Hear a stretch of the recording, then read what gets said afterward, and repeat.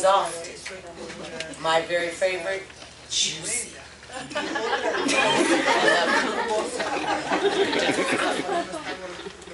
Until I went to the doctor, and my doctor said, Mother Love, you are morbidly obese. Like, I can't be morbidly obese. I'm Mother Love. I'm exhausted. I'm juicy. I'm cute.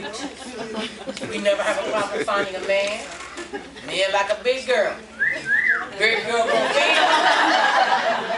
You know he's gonna eat.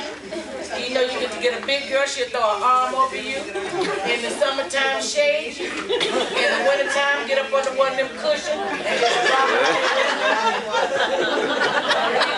it. You know we're gonna feed you. We know you're gonna keep your house. And one of the things I heard one of the ladies say earlier, and when your hands went up, about how you will take you, and you won't put you on the back burner. You won't even put you on the stove. You won't even put you in the kitchen. You'll be in the basement on a box, because if you start talking about you, something must be wrong. You're selfish. See, even the baby understands. We have to stop putting us on the back burner. I have a motto in my home. It says, if mother's not happy, nobody's happy. And you know when you ticked off, you're taking it out on your children, your man, your health, your community. We have to stop being ticked off and start fighting. Fighting for our health, fighting for our life, fighting for our sanity, fighting for our children. You cannot say you love your children when you turn your... I got a question. How many of you in here believe in God? I'm saying, you believe in God. God said, treat your body like a temple. We treat it like a garbage disposal. We'll eat everything on the menu, but thank you. Oh, that was me eating everything on the menu, but thank you, call again. Because in Hollywood, I'm like, follow the fat broad to the buffet. I took my big purse to the bar. You see them little skinny women in Hollywood, they're about this big, right? They will eat, go in the bathroom and throw up. If y'all see me go in the bathroom and throw up or hear me throw, call somebody, call Tracy, call Blanc. I'm sick. I'm not throwing up to purge so my body stays thin. Food is fuel, and we're putting the wrong kind of fuel in our bodies. You wouldn't do that to your car. You wouldn't put sugar in your car. You wouldn't put the wrong thing in your automobile because you know you need that car. You got to go to the grocery store. You got to take care of your kids. You got to go to work. You taking care of your church. You taking care of the neighborhood. You taking care of your mother. You will take care of your ex-husband's new wife baby because she don't have a babysitter. And you know you would. You know, because that's a baby. Just a little baby. Baby didn't ask to be brought here. Got a bobblehead father. But you're going to make sure the baby's okay. On the back burner, out of the kitchen, in the basement, you will put you. You have to put you front and center. It is important that you take care of your life. I had to make a very hard, difficult choice. I do what I do, first of all, because God told me to. Like God tells you what to do, and you don't want to listen, because you want to outthink God. You want to tell God what your assignment should be, instead of what your assignment is when He tells you, because you'll think, oh, that's too much, or that's too big, or that's too grand. Well, God will give you a supernatural thing to do. Go out there and do the supernatural thing. He said to me, Mother Love, I need you to, because you know I was on TV. I'm doing my TV show, Big Fat, got a husband. That's my husband right there, fine guy. Raise your hand, fine guy.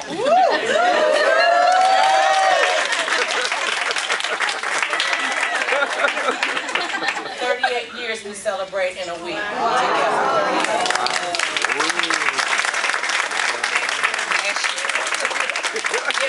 Bow down to Him, He ain't killed me yet. Crazy as women are, you know, we can look at you funny and we start crying. Kids say something to you sideways, we go in the room, slam the door, eat up a whole cake. We won't eat the cake. We'll eat up half of it. Throw the other half away, then get mad and go back and get the cake out the trash. Then eat the rest of it. Because we mad. We have to change our attitude. You are super women, and I know this. I am Mother Love, keeper of the Superwoman cake.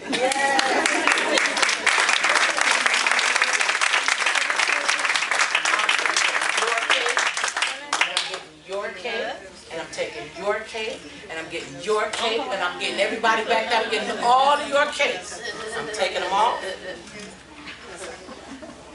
Fold them out, because you know you got stuff in your cake. Fold them up. Put them in a Twin City bank. Well, these the only two suckers I trust. And I'm going to take it to the dry cleaners. And when you need it, you call me and come and get it. Somebody has got to look out for you. Somebody has to be concerned about you. And you know, like I know, if you drop dead today, say number, what's your name? Maria. Maria. Maria doing everything in the community, taking care of everything else. Maria, bam, drop dead, have a diabetic heart attack. You know what they're going to be saying? Oh, poor Maria. She sure looks nice in that casket. No, you're going to look dead early. That's it. Dead people look dead. Dead people don't look like they sleeping. They don't look natural. They look dead. And I'm looking at all these beautiful men and women, and you have children. They are depending on you to take care of you. They are depending on you to make sure everything is okay. Our children need us, and let me tell you, when you got grown kids, they don't live. Our son, 32, I'm trying, he will not, he left, but he keep coming back. And now he got 4 kids. They come in with plastic bags. They take soap, deodorant, toilet paper, toothpaste, food out the freezer. Well, where you going? Well, mama, you don't need all this. So we're taking care of everybody but ourselves. We will not even, we don't even understand what a normal sized portion of food is. We go in a restaurant, the menu does not change. And if y'all can stop just going in a fast food restaurant, I don't care what it is, just pick one. Just stop going. And if you gotta start cooking in your kitchen, not the, I'm not gonna call it a name, but you know who I'm talking about. When you go and you go, I want a double cheeseburger with bacon, mayonnaise, pickles, holden onions, a large order fried, and a Diet Coke. And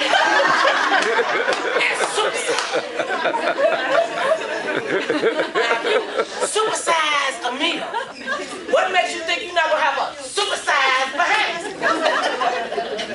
I didn't eat fast food. I don't eat fast food. Now, my version of fast food is taking it from raw to done in 30 minutes. And I can throw down. I have type 2 diabetes.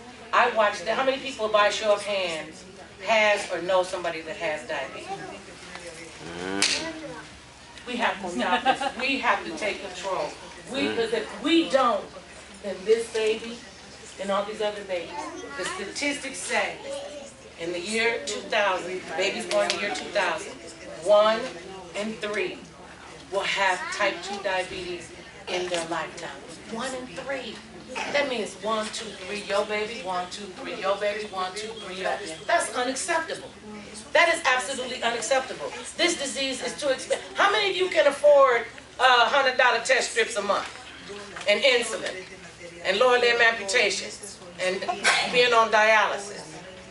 It's not pretty. This is a $178 billion industry. And I don't see one diabetic billionaire in here yet. So they're making all this money off of our backs. And I'm saying our backs, off of the backs of blacks and Latinos. We are the ethnic groups that are most affected by this. We are the ones that are not taking control. I had a doctor tell me one time when I wanted to, get my diabetes under control after I watched the devastating effects of it in my family, say to me, well, Mother Love, you just need to go on insulin. I said, I don't want to be on insulin. My mother's house was like the shooting gallery. Her house was worse than the junkie's house. Here's my mother. She got type 2 diabetes. Here's my sister. She got type 1. Here's my other sister. She got gestational diabetes. Every kind of diabetes you can name is in my family. I watched this disease. Diabetes is a lot like AIDS, people. You don't die from diabetes. You die from the complications. You don't die from AIDS. You die from the complications. Nobody can say, well, they died from diabetes. You can have diabetes and you have a stroke, you have a heart attack, you have lower limb amputations, you go blind, You are sitting on dialysis. And I don't know about you all, but I watched this disease kill my mother at 59, take my sister at 51, take my brother at 39, kill my father at 31. At 44 years old, I am laying in a hospital in Cleveland in her bed with my baby sister because they were cutting off her leg. My baby sister doesn't have a leg from the knee down, and just a few months ago, they cut off the front of her foot. I don't know if y'all saw this, but I got on cute little flats, and I wear nice little shoes. I mean, I don't have toes, I got toe dots, you know, but I love shoes. I'm not going to look good walking around with just no one foot. I can't do the dialysis thing. Dialysis is 3 days a week, 3 hours a day. You know Macy's, somebody having a sale. Burlington Coat Factory, see, dialysis cut into my shopping time. So I have to make sure my body is good so I can be in the mall. Talk about exercise. We all think exercise. Oh, I can't go to a gym. I don't have any gym money. I can't do all of that. That's just going to take... God gave you 2 feet. For some of y'all, 2 foot. Because your foot big. You know they got size 12, that's a foot. Them 2 foot, those are not 2 feet. Get up and walk. Just take a walk. Just take a walk. Just take a stroll. Okay, so you break a sweat. I don't like sweating. I don't like gyms. I don't know where these people have been. I don't know about their hygiene habits. It's all sweaty and icky and creepy and nasty and people touching on you and stuff. So my exercise of choice is walking and swimming. See, for the sisters in here, don't even try to act brand new about the swimming in your hair. Take your hair off, put your hair on. Hang it on the doorknob. Jump in the swimming pool. If you in the pool for 30 minutes, and you know I'm telling the truth, you in the pool for 30 minutes, you got a full body workout, you don't know you're sweating because you're wet everywhere. So you got to stop with the excuses. This is your body that you're taking care of. You're not doing this as a favor to your children. This is not a favor to your boyfriend or your man or your mama them or your daddy them. This is a favor. This is for you. This is what you ought to do for yourself. I said, I have got to take care of me. I had my doctor tell me, well, you're not going to lose the weight anyway. You just need to go on insulin. I don't want to go on insulin. Tell me what I can do. Well, you just need to go on insulin. You're asking too many questions. And I said, why are you insisting that I go on insulin? No, that's what he said. And it is money. It is money because there's a lot of money in insulin. He said, well, you just might as well go on insulin because most fat black women are not going to follow the diabetic program anyway.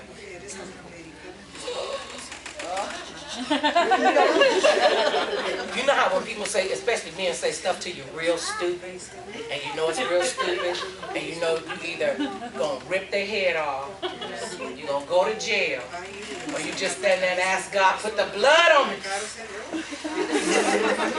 My hair moved back, way back. Felt like my bra lifted up about 18 sizes. I felt like these punches on my back. I was like, Lord, just steady. So when I was able to speak, I said, thank goodness I'm not most fat black women.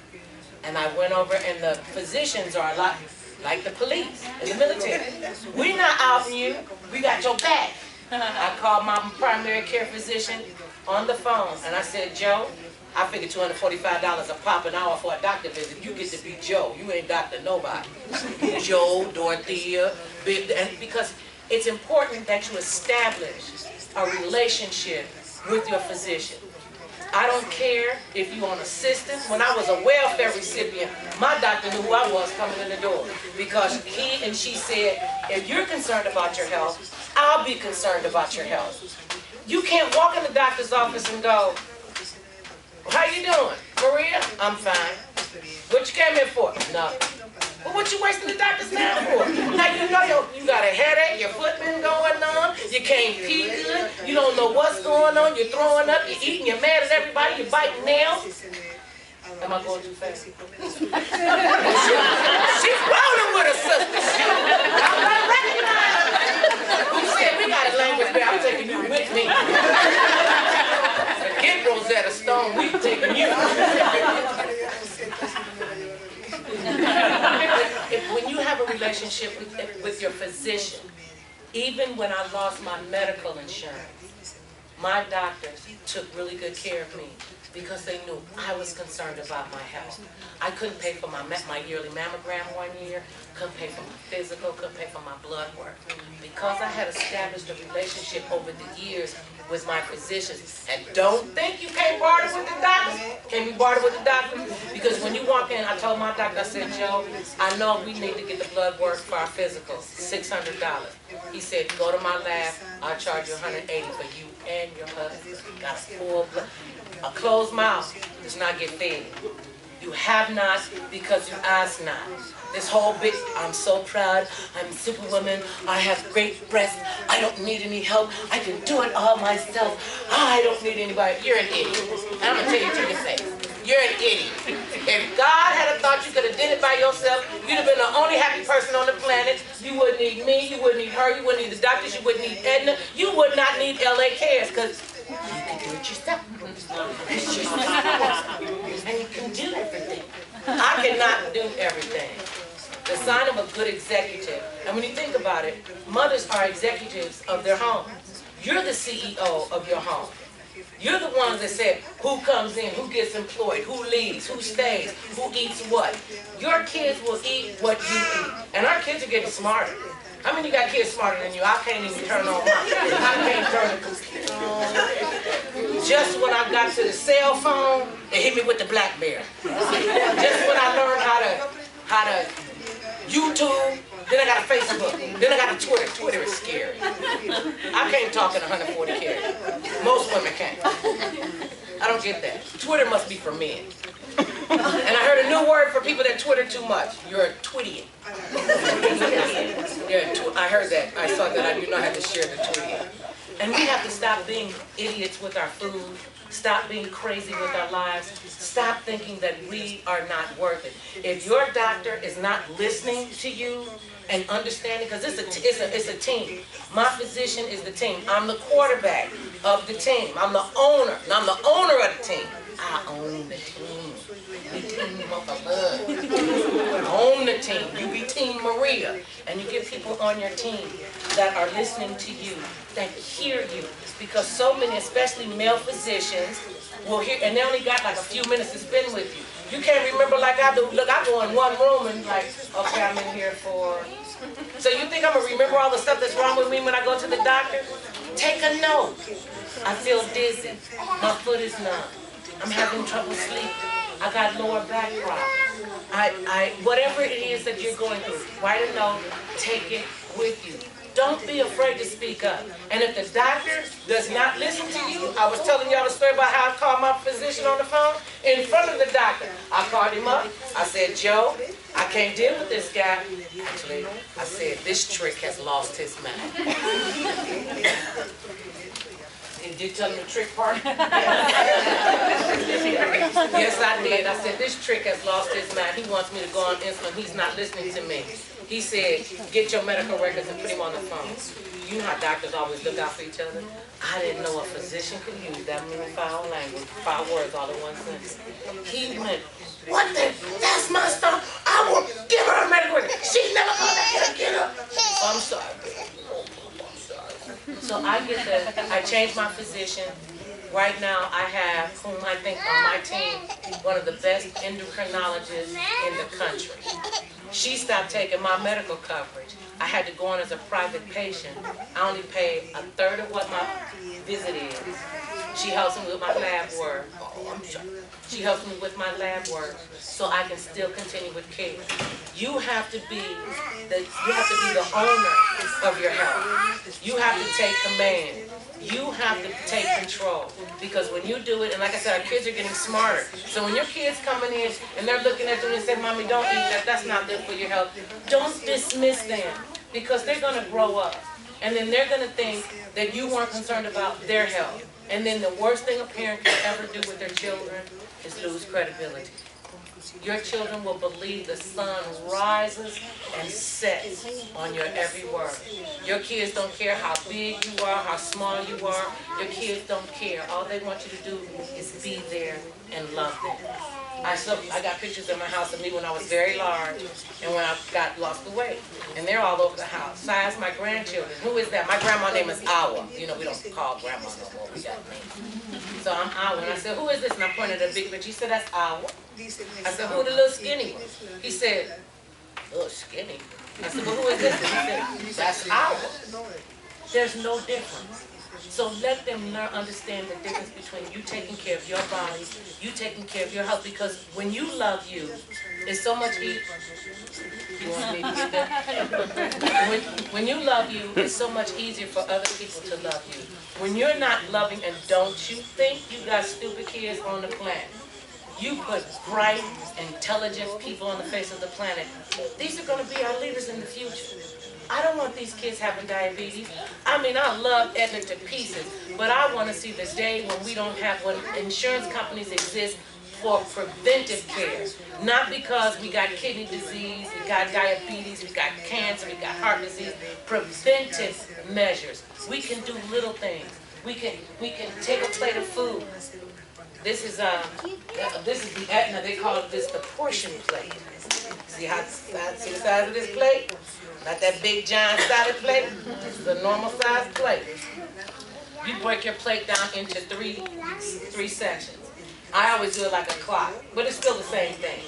You stop the thing from 12 o'clock to 6 o'clock. This portion of your plate is your vegetables. Something green, red, purple, blue, yellow, white, experiment. They know me by name in the Asian market over there in Alhambra. There ain't no black people over there, and I keep telling them I ain't black either. I'm burnt sienna. My skirt is black, and you can tell where my legs stop and my skirt starts.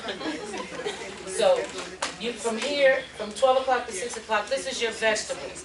From 6 o'clock to 9 o'clock, this is your protein. Protein is your meat. It should be the size of a deck of cards. It should fit in your... Don't go get your big, giant 6'8" son, or your big strapping boyfriend that got hands like Shaq and say, well, she said. No, your hand, not their hand. So this is your protein. This is your chicken, your fish, your meat. Make sure it's a lean cut. When we say lean cut, you can take the fat off a chicken. I eat skinless chicken. I'll make a sugar-free peach cobbler and make you slap somebody. I'll make a macaroni and cheese. If I didn't tell you it was healthy for you, you wouldn't know. So that's why I don't tell you. From here, from 3 o'clock to 12, 3 o'clock is over there. Y'all know what time it is. From here to 12 o'clock, from 9 o'clock to 12 o'clock, that's your carbohydrates. Whoever that bobblehead was that said you don't need carbohydrates is just that, a bobblehead. Your body needs carbs. Your body needs fat. You just have to know what kind of fat, what kind of carbs, what kind of proteins, what kind of vegetable to eat in a combination. The American Diabetes Association has, I can out-talk him, he's a little kid. The American Diabetes Association, if you go to diabetes.org, they will show you the combinations of food to eat in. Sit down to the table and eat. Sit down at the table. This is not a table. Not a table. Driving in your car, that seat over there, not a table. It's a seat. Seat, not seat. Seat, not table, not table. Don't eat and drink at the same time. Because the human body, the way it's made, chewing starts our digestive process. If you're eating, we do this, we eat real fast, we drink real fast. We eat, we drink, we eat, and then we wonder how come we got this big old piece around the middle. You know the young girls got a name for it. They got a name? Did y'all know I got a name? Got a name for the big, my mom and them called it your tire. They have a new name for this part. It's called your muffin top. That don't look like a muffin top. That look like you took a can of biscuits. Pow! And when y'all see them big girls out there with their stretch marks hanging off, tell them to cover it up. Spanx is their friend. That's not attractive. Cover, I don't care how big you are. I was a big girl. I weighed 257 pounds, and you weren't going to see all that meat hanging out all on the side. And I know I look good. Under here, I look like a Sharpay. Because I have so much excessive skin from losing so much weight. I don't want you to get to that place. I want you to understand that you can take control and command of your life right now, today. You can decide, I'm going to understand and I'm going to eat that way. And it's little choices. Like, I didn't get big and fat overnight. I wasn't going to lose the weight overnight. Take little steps. Park your car further. Walk up the steps. My grandson said, chase me up the steps. I went